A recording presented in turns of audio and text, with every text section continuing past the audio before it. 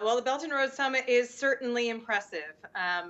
China has absolutely rolled out the red carpet for the heads of state, but also the invitees, which include some very serious players in industry, to be able to talk about this and take it to the next level.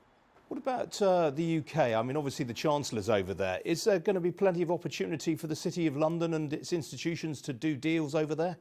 Well, we certainly think so. And in terms of doing deals over here, that's part of the definition of the Belt and Road, which is that it's actually encompassing 65 countries. And the Belt and Road Initiative itself may be championed by China. It was an ambition of President Xi that started in 2013.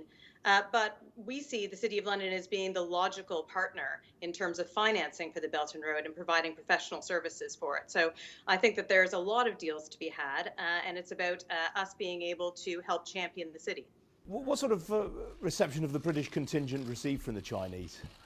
Very warm, but this is not a new foray for us. We've been working very pointedly with the Chinese on particularly green finance. And green and sustainable finance along the Belt and Road is a topic that is very well received here. It does go along with some of the high level principles and the ambition, but it's very practical because, as I said before, a very long term strategy means you need sustainable finance, bankable finance, but certainly something that's also green. And that's an engaged topic of conversation between China and the UK for many years. Is there much cynicism over there about what China's aims are from this? I mean, this is, there is one school of thought that this is all about exporting Chinese power and influence around the globe. Do you get a sense of that? Well, I am sitting in Beijing at the moment, so perhaps it's not the best place for some perspective.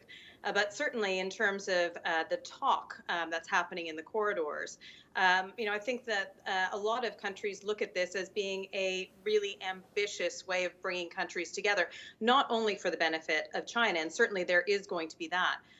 But right now, global growth really needs a boost.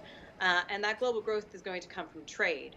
So it's not just the initial infrastructure projects that people are looking to for expansion, for growth. It's also those trade routes that are becoming reopened.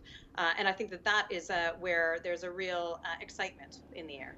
India, of course, is boycotting the summit. It's unhappy about the route that the road is going to be taking. Has that been commented on much? It hasn't, because I think that there's just so many other topics of conversation. The widespread, there's over 100 countries that are represented here, either in terms of banks or think tanks or NGOs or multinational development banks. So I think that it has been a very positive discussion. Today, there was a banking roundtable that was also very focused on finance and services, obviously something that we at the City of London believe is a role that London should be playing a very key part in. So I think that the narrative has been around who is involved and what countries can really get involved and cooperate. Clearly, there's a lot of discussion right now about protectionism around the world, concerns that even that the Americans may be driving that to an extent. Is this seen as a counterblast to protectionism? If we can quote, the speeches that were heard during the opening ceremony, I don't think any of the speeches didn't talk about this being an anti-protectionism initiative. And I think it was generally well received. And again, I think it does come back to this opening up those trade routes and being able to think well into the future. Of course, it is very much a Chinese and Asian trait to not think about next year or the year after and think about small time GDP growth. This ambition is about decades in the future, and it really is the project of the century, as quoted by some.